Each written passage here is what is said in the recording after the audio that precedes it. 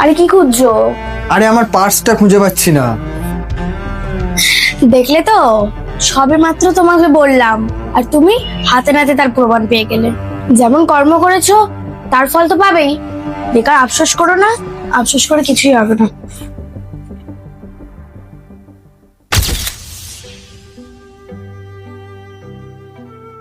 ভাই দেখো তো, এই পার্সটা তোমার নাকি?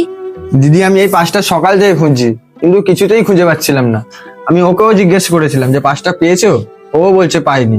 ভাগ্যিস আমি পার্সটা তোমার দোকানে ফেলে এসেছিলাম, তা নাহলে তো আমি জানতেই পারতাম না যে কোথায় হারিয়েছে আমার পার্সটা। থ্যাংক ইউ দিদি তোমাকে আমার পার্সটা ফেরত দেওয়ার জন্য। আরে না না ভাই, ধন্যবাদ দেওয়ার কি আছে?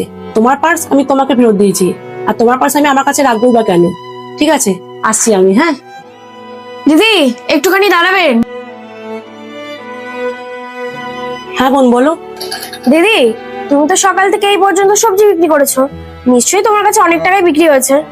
আমার কাছে না অনেক খুচরো টাকা রয়েছে, তুমি একটু ওই খুচরো টাকাগুলো নিয়ে আমাকে একটু 500 টাকার নোট করে দিতে পারবে? হ্যাঁ তা তো বিক্রি হয়েছে, দেখছি দাঁড়াও। বোন আমার কাছে না একটাই 500 টাকা আছে, তোমার কি এই একটা নোটে হবে? হ্যাঁ দিদি হবে। আচ্ছা ঠিক আছে, এলো। এই যে দিদি।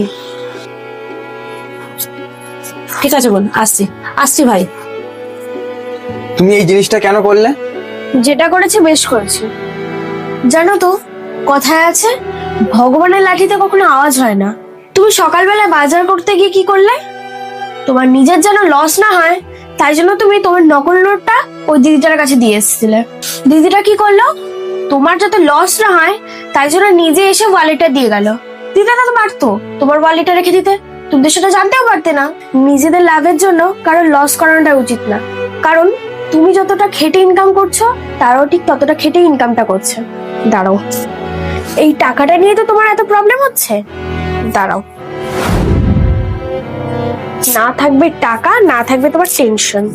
হ্যাঁ ভালোই করেছো, টাকাটা ছিঁড়ে ফেলেছো, টেনশন মুক্ত হলাম।